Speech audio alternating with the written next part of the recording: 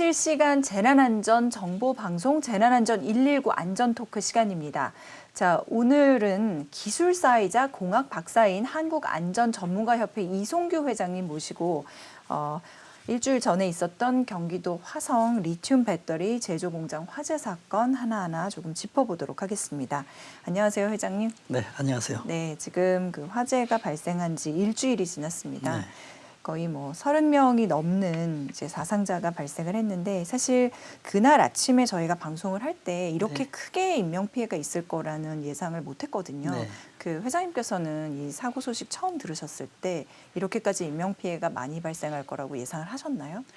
이렇게까지 인명 피해가 크게 날지라고는 생각을 안 했지만 큰일 났다.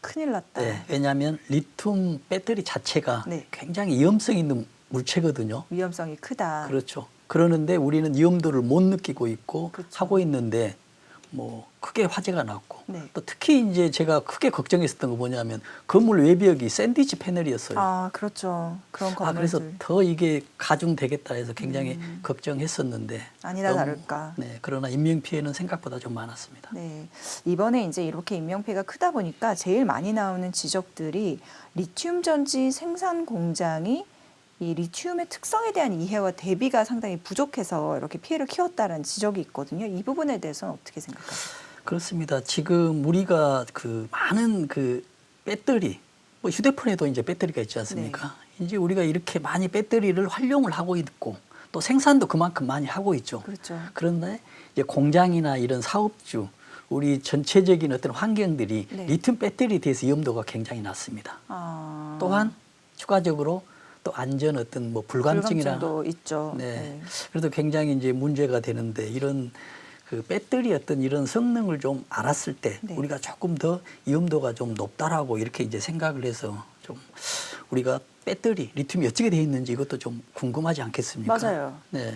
그래서 그런 것도 좀 필요하다고 생각합니다. 그러면 간단하게 좀 왜 위험한 거예요? 그래서 리튬 배터리라고 그렇습니다. 하면. 지금 우리가 어떤 배터리 어떤 그 과정이 있는데 말 그대로 전기를 저장했다가 필요할 때 쓰거든요. 근데 가장 지금까지 좋은 원소, 이 금속이 리튬을 활용하는 겁니다. 지금 화면에도 지금 나오고 있지만은 네. 양극과 음극 한쪽 극에 네네. 양극에 지금 리튬이 있거든요. 아, 그렇네요. 그러면, Li라고 되어 있는 게 지금 리튬인 그렇죠. 거죠? 네. 그러면 이온하고 전자가 분리됩니다. 제일 위에 지금 전등이 있죠. 네, 보여요. 지금 리튬이 있으면 이온은 지금 분리막을 통해서 전해액을 통해서 분리막을 통해서 음극으로 갑니다. 네. 그다음에 전자는 위로 올라가서 E 마이너스가 있죠. 네. 여기에서 전기를 통하면 전등을 통하면 전등이 통할 때 네. 이제 저항이 많아서 필라멘트가 있죠. 네네. 그러면 열이 발생해서 우리가 불을 쓰고 있는 것이거든요. 그래서 다 쓰게 되잖아요. 네. 만약에 그럼 이게 이제 2차 전지라고 하면 네네. 다시 전기를 N쪽에다 넣으면 또 이온이 전해액을 통하고 또 전자는 또 다시 와서 양극의 에너지가 뭉쳐지고 양극의 에너지가 많이 뭉쳐진 다음에 다 소모가 되면 오른쪽으로 옮겨가고 네네. 왔다 갔다 하는 게 이제 2차 전지, 2차 전지거든요. 네네. 우리가 1차 전지를 한 번 쓰고 버리는 거고요. 네. 2차 전지를 충전해서 쓰는 겁니다. 1차 전지는 한 번 쓰고 버리는 거고 네. 2차 전지는 충전해서 쓰는 그렇죠. 거고. 우리 네. 휴대폰에 쓸 때 보면 2차 전지죠. 그렇죠. 그렇죠. 네. 그러나 이제 조그마한 그 건전지 있지 않습니까? 네. 리모컨 그렇죠. 사용하는 그건 이런 쓰고 건 버리니까. 1차 전지입니다. 근데 저기에서 이제 가장 좋은 리튬인데 네. 리튬이 왜 사용하냐면 네. 이온화가 잘 돼요. 이온하고 전자가 분리가 잘 잘 되고요. 돼요. 그리고 가볍고 네. 또 오래가고 또 고전류를 사용할 수가 있어요. 그래서 에너지 밀도가 높다고 하거든요. 네. 지금까지 이제 발견된, 지금까지 확인된 원소, 금속 중에서는 리튬이 가장 좋은 것이거든요. 네네. 근데 여기서 이제 문제가 있습니다. 이제 화재.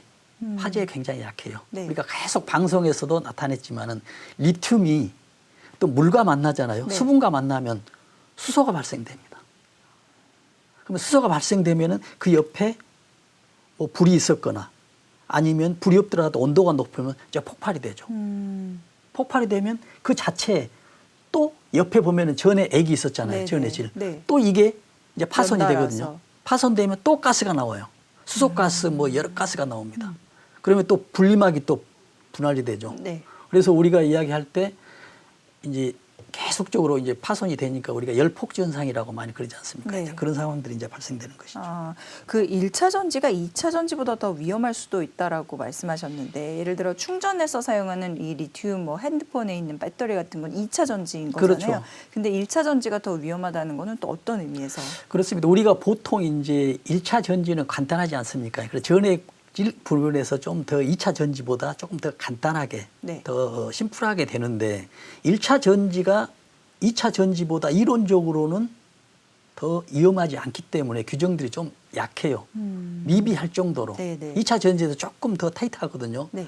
그런데 이제 우리가 객관적으로 봤을 때 2차 전지가 위험한 부분이 많습니다. 왜냐하면 지금 맥가께서 말씀하신 대로 왜 위험하냐면 1차 전지를 우리가 구매를 하잖아요. 네. 그러면 리모컨에 건전지를 하면 그 조그마한 리모컨에 에너지가 충분히 다 들어있어요. 100% 들어있어요. 근데 우리가 휴대폰을 구매하면 휴대폰 안에 있는 배터리는 20, 30% 충전이 안 돼 있어요. 그럼 집에 와서 충전을 하잖아요. 네. 100%까지. 네네. 그래서 배터리가 어떤 창고에 누적이 돼 있다, 저장이 돼 있다라고 한다면 1차 전지는 20%, 30% 충전이 안 돼 있는데 반면에 2차 전지는 똑같은 용량이라 하더라도 100%가 돼 있으니까 3배, 4배 이상의 어떤 폭발력이 에너지가 충족돼 있으니 동시에 2차 터진다. 전지예요. 네. 그럼 2차 전지가 훨씬 더 위험하다. 네. 그렇게 볼 수가 있죠. 1차 전지와 리튬의 관계는 어떻게 되는 거예요? 1차 전지요. 네. 그러니까 1차 전지에도 리튬을 사용하고 2차 사용하고. 전지에도 사용합니다. 알겠습니다. 네. 네. 그러면 방금 말씀해 주신 게 이제 열폭주 현상이라는 걸 말씀해 네. 주셨는데 그게 아마 연쇄적으로 이렇게 그렇습니다. 폭발이 커지는 걸 말씀하시는 것 같은데 이게 지난 2022년 때 어떤 판교 카카오 데이터 센터 화재 때도 이게 리튬 전지 열폭주 얘기가 나왔었거든요. 네. 그러면 한 번 이런 일이 있으면 그 이후에 좀 대비책이 강화됐었어야지 되지 네. 않을까요? 그렇습니다. 지적하신 대로 굉장히 그게 안타까웠거든요. 근데 그때 어떤 문제가 있었냐면 카카오 데이터 센터에 불이 났거든요. 네. 불이 뭘로 났었냐면 지금 이 ESS 배터리거든요. ESS가 에너지 저장 장치, 에너지 세이빙 시스템 해가지고 배터리거든요. 우리 쉽게 이야기하면 네. 배터리에서 불이 났어요. 그러다 보니 데이터 센터가 이제 정지가 된 것이죠. 그래서 거기에서는 이제 뉴스나 사회적 여론이 뭘로 돼 있었냐면 데이터 센터, 수많은 데이터 센터가 있었는데 이 데이터 창고 저장이 하나가 더 있어야지 왜 단일화로 돼 있었느냐, 이중화로 돼 있지 맞아요. 않았느냐, 맞아요. 이거에 포커스가 돼 있었는데 중요한 건 이중화가 문제가 아니라 왜 리튬 배터리에서 화재가 났느냐, 왜 대책이 없었느냐, 이걸 조명했어야 되는데 조명을 못했다는 게 가장 안타깝습니다. 그러니까 다른 쪽에만 관심 갖느라 그렇죠. 막상 이 위험 부분에 대해서는 놓쳤다. 그렇습니다. 그리고 또 어떤 게 되냐면 우리가 일반 큰 공장 같은 데서 이런 게 있거든요. 왜 지금 ESS 배터리를 공장에 사용하냐면요.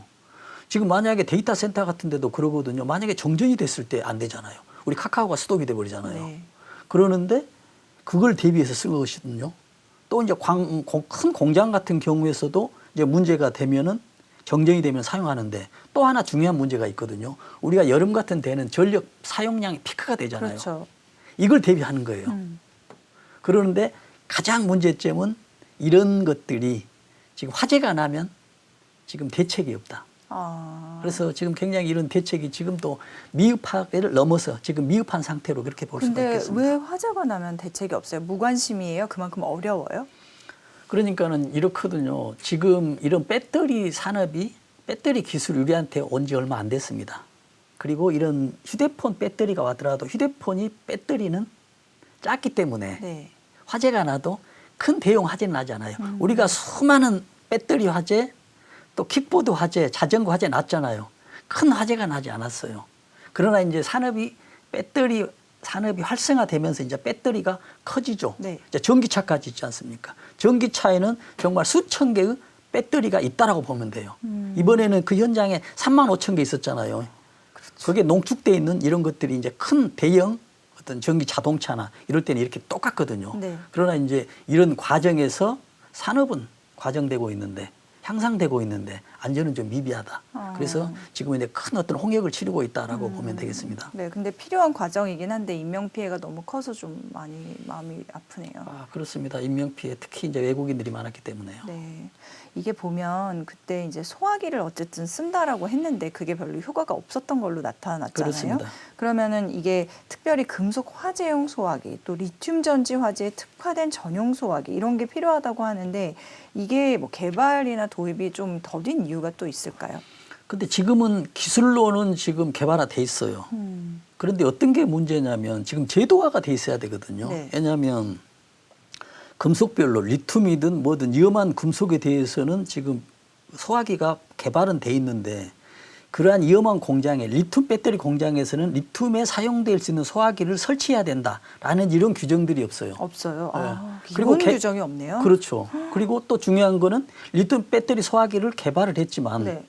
이런 개발한 제품들이 어느 정도 인증이 돼 있는지 그렇죠. 검증이 돼 있는지 이런 절차들이 없기 때문에 개발은 돼 있지만 개발된 제품들이 또 안전성에 대한 또 문제점이 있고 여러 가지 그래서 제도화가 미흡됐다 이렇게 이제 볼 수가 있죠. 그게 되게 기본적인 것조차도 아직 마련이 안 돼 있군요. 그렇습니다. 그럼 이번 사고를 계기로 해서 이런 부분에 조금 가속화가 될까요? 어떻게 보세요? 당연히 가속화돼야 되죠. 목소리를 내야 될 것 같습니다. 네. 회장님 그리고 이 업체를 좀 자세히 보다 보면 이 사고가 났던 화성공장의 경우는 보세요. 2019년에 리튬을 허가량보다 23배 초과 보관하다 적발돼 벌금 처분 받았고 네. 또 그 다음해인 2020년에는 소방시설 작동 불량으로 적발이 됐고 올해도 2차례나 인명피해 위험 경고에 대형 소화기 설치 권고를 받았다. 네. 그러면은 이거 뭔가 권고를 받았다라는 건 그나마 기준이 좀 있었으니까 그 기준에 의거해서 권고가 이루어지지 않았을까요? 그렇죠. 이제 공고를 하는 것 자체는 이제 있지만 공고가 아니라 얘가 위험한 상황이 되면은 공장을 뭐 스톱하게 하든지 정지하게 하든지 이런 대책들이 이제 부족하다는 것이고요. 네. 이제 중요한 것은 이런 지적이 했음에도 불구하고 그렇죠. 이런 안전 관리자나 어떤 사업주의 안전 의식 가장 중요한 것 저는 안전 무지라고 생각하거든요. 안전 불감증도 있지만 저는 안전 무지와 불감증을 달리 보거든요. 안전 불감증은 다른 사람이 했을 때는 이제 사고가 나는데 내가 하면 사고 안 나겠다는 게 이제 안전 불감증이거든요. 근데 여기서도 보면 어떤 게 보이냐면 뭐 지적을 받았었죠. 근데 우리 공장에서는 불이 안 나겠지라는 이런 생각이 어느 정도 있었지 있죠. 않겠습니까? 네, 설마는. 네, 그런데 더 중요한 게 이제 안전 무지인데 안전 무지는요. 이게 위험한지 안 위험한지 모릅니다. 아예 몰라요? 예를 들어서 이런 경우가 있겠죠. 조그마한 4살 먹은 애기가 차도를 건너가요. 위험을 전혀 못 느끼죠. 얘는 안전 부주의가 아니라 안전 무지죠. 그러니까 이 사업장도 그렇거든요. 이게 불이 나서 이만한 인명피해를 낼지 모르니까 지금 어떤 안전에 대한 어떤 투자도 할지도 몰랐었고 이런 것도 미흡했다라고 볼 수밖에 없는 것이죠. 네. 이번 화재에 있어서 조금 충격으로 다가왔던 게 이제 CCTV들이 그 사고 발생, 화재 발생 당시에 공개가 막 됐잖아요. 네. 그럼 거기 보면 진짜 40초 정도 이거 안 돼가지고 막 시커먼 연기로 네. 이제 가득 차는 그런 영상이 나왔는데 그러면은 이 연기가 가득 차면은 시야가 가려져가지고 안에 있던 근로자들이 대피가 어려웠을 것 같은데. 그렇습니다. 지금 우리가 봤을 때는 연기지만 유독성 가스거든요. 지금 우리가 가장 단순 이제 연기가 아니라. 우리가 이제 그 열폭주 현상이라고 하잖아요. 네. 하면은 리튬에서 불이 났고 그 다음에 전해질에서 또 가스가 발생하고 네. 또 분리막이 또 파손되고 또 양극과 또 쇼트 충격이 일어나고 한 배터리 셀 안에서도 내변의 어떤 그 폭발이 일어나거든요. 근데 이게 이제 35,000개가 있으니까 이제 그 연쇄적으로 이제 그게 열폭주. 한다고 하는데 지금 이런 상황들이 이 자체적으로 상황이 났기 때문에 어떤 위험이 굉장히 대처하기가 어려웠다. 그래서 그 전해질이 이제 2차적으로 폭발이 되잖아요. 네. 그러면 이제 질문하신 내용대 이제 답변을 보면 전해질이 지금 굉장히 많은 화학 원소들이 있어요. 네. 이 원소들이 파괴가 되고 연소가 되면은 수많은 가스들이 유독성 가스가 나오거든요. 연기가 아닌. 근데 거기에서 연소가 되면서 유독성 가스 플러스 옆에 이제 가연성 물질들이 있었겠죠. 또 거기에 또 공장의 외벽에 그 샌드위치 패널 이런 것들이 그것까지. 이제 연쇄적으로 하기 때문에 굉장한 유독가스 거의 뭐 한 번 들이마셨다 하면 뭐 움직이지 못할 정도로 어떤 뭐 질식할 정도의 어떤 그런 상황이 되는 것이죠. 그래서 질식사로 네. 추정된다는 얘기들이 네. 계속 나오는 거군요. 그러면 만약에 정말 그런 상황이 벌어진다라고 하면은 그 연기가 발생할 때 제일 먼저 해야 되는 건 뭐예요? 이상적으로는 소화기가 있으면 그 소화기로 지금 그러니까는 리튬 배터리 같은 경우는 지금까지는 어떤 경우냐면 이미 불이 나잖아요. 네. 그러면은 소화기나 이런 걸로 진압한다는 것은 조금 저는 늦다고 봐요. 이미요. 이미 불이 늦다. 나버리면. 불이 나버리면. 그럼 어떻게? 연쇄적으로 하는 거죠. 가장 중요한 건 이제 대피죠. 그냥 도망가는 거. 그렇죠. 대피하는 게 가장 중요하죠. 아예 초기 상태에서. 네. 지금 우리가 지금 그 소화기로 불을 껐잖아요. 네, 화면에서 끄려고 했죠. 보면. 네, 껐죠. 근데 그 소화기 자체도 이제 이런 거거든요. 정말 그 소화기 물은 액체는 아니에요. 이제 분말인데 네. 분말도 여러 종류가 있거든요. 네, 네. 리튬 배터리에 적합한 배터리인지 또 이것도 이제 불분명하고요. 적합한 소화기인지. 네.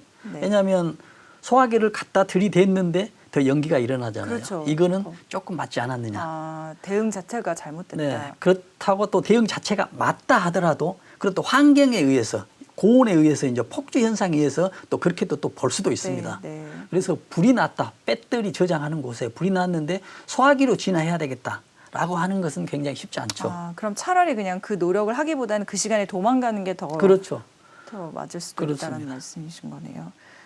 아, 근데 사실 도망간다 해도 그렇게 연기가 빨리 퍼져버리면은 그것도 그렇죠. 쉬운 일은 아닐 그렇죠. 것 같아요. 네. 어렵습니다. 근데 이번에 이제 또 너무 안타까운 게 그 외국인 노동자들이 많이 목숨을 네. 잃었잖아요. 네. 그러면 아무래도 이런 분들은 또 뭐 교육을 잘 받았을까, 또 언어 소통은 쉬웠을까 이런 생각들도 드는데 지금 국내 체류 외국인이 250만 명이라고 네. 하거든요.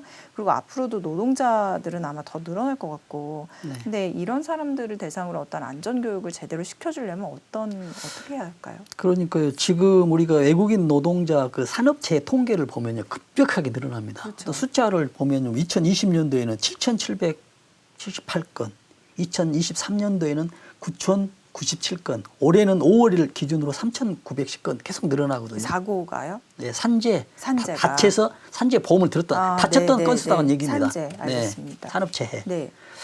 그런데 이제 이걸 보면 계속 늘어나는데 제일 안타까운 건 교육을 하도록 돼 있거든요. 네, 네. 아마 교육은 했을 겁니다. 근데 저는 이렇게 생각하는 교육을 했냐 안 했냐 중요한 게 아니고 교육을 했는데 얼마나 이 교육이 이해가 전달이 돼서. 됐느냐. 그렇죠. 언어가 안 되기 때문에. 그렇죠. 했다가 중요한 게 아니라 얼마나 이해해서. 그렇습니다. 그래서 그런 여러 가지 문제점이 있죠. 그래서 이번 사고를 보더라도 어떤 산업재해, 재난은 어디서부터 시작되냐면 어떤 취약계층에서부터 시작되거든요. 취약계층부터. 네. 그래서 어떤 약한 노동자들, 외국인 근로자들 이런 것도 시작되기 때문에 그 부분이 가장 어떤 급선무 취약 지점이다 생각하고 어떤 대책을 좀 촘촘히 실현하는 것이 꼭 필요하다고 네, 생각합니다. 맞는 말씀이신 것 같습니다. 앞서 얘기해 주신 이제 이번 화재 소식 듣고 큰일 났다라고 떠올렸었다고 했을 때 이유가 그 샌드위치 패널 구조가 생각이 나서 그랬다고 말씀을 해주셨거든요. 네.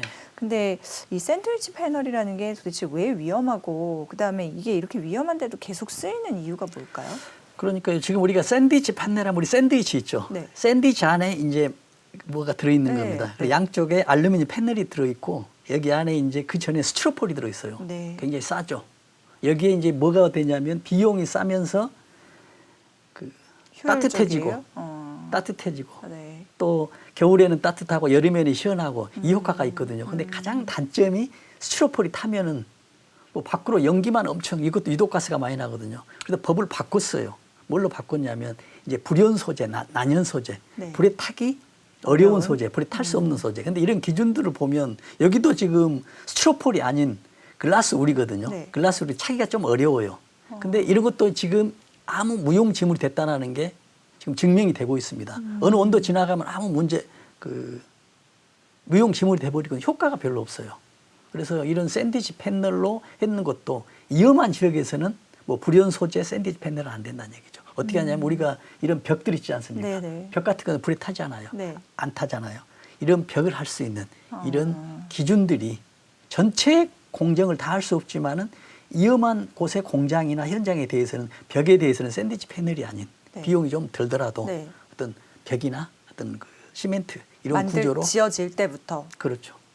그럼 이미 지어진 곳들은 어떻게 해요? 그러니까 그게 이제 가장 큰 문제죠. 이제 법에 이제 사각지대고 그러나 이제 그런 거 하거든요. 정부에서는 그런 곳이 법의 혜택이 안 되더라도 다시 그 벽을 허물고 다시 리모델링 하더라도 그걸 새로 만들어야 되죠. 그래야 안전하게 되는 그렇죠. 것이거든요. 네. 왜냐하면 정부나 어떤 사업주 중에서도 비용이 들어가는 것에 대해서 조금 굉장히 아깝게 생각하잖아요. 그렇죠. 근데 만약에 사고 비용을- 나버리면은 사고 날 때 복구 비용을 생각한다면 수십 배, 수백 배가 되거든요. 그래서 안전에 들어가는 비용은 없어지는 아예 소모 비용이 아니라 투자 비용이다. 그럼 투자할수록 그런 이익이다. 거는 권고가 아니라 진짜 좀 강제화가 될 필요도 있겠네요. 강제화할 필요도 있고 거기에서 해결이 안 되면 정부에서 지원을 해줘야죠. 아, 그렇죠. 그렇죠. 왜냐하면 네. 거기에 안전이 보장이 안 되면 뭐 사업주 책임이 아니라 정부가 어떤 책임이 어느 정도 있어야 되지 않겠습니까? 그래야 안전한 우리 대한민국이 되니까요. 네.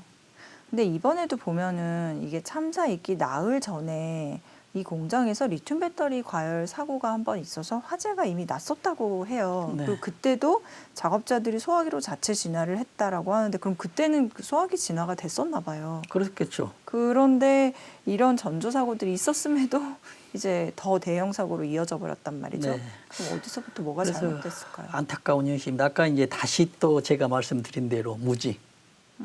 이것을 한번 끄면은 이 정도 됐지만은 대형 사고는 나지 않는다라고 하는데 이런 것들이 이제 안전 무지에서 출발한 것이고요. 중요한 건 이런 규정들이 있거든요. 1대 29대 300이라는 게 있습니다. 1대 29대 300이요? 네. 하인리 법칙이라고 합니다. 하인리히 법칙. 네. 네. 한 큰 대형 사고가 나기 위해서는 한 사람이 사고 나기 위해서는 29번의 전조 증상이 있습니다.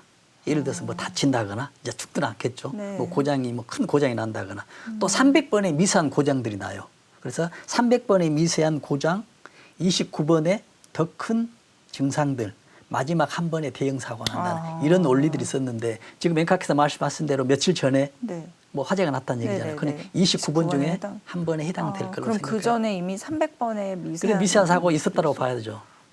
그런데 무지니까 모르니까 대처할 수도 없었고 네. 또 제도도 따라가지 않았었고 그런 상황이 돼버렸었죠. 뭐 고의로 그랬을 리는 만무하고요.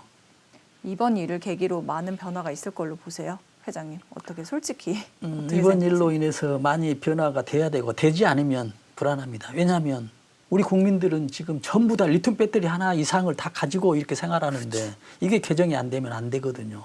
그래서 꼭 돼야 되고 저는 여기서 이제 정부나 이런 쪽에 좀 얘기를 하고 싶어요. 이런 위험한 공장들은 작업자들이 하고 있잖아요. 작업자를 자동화시키면 됩니다.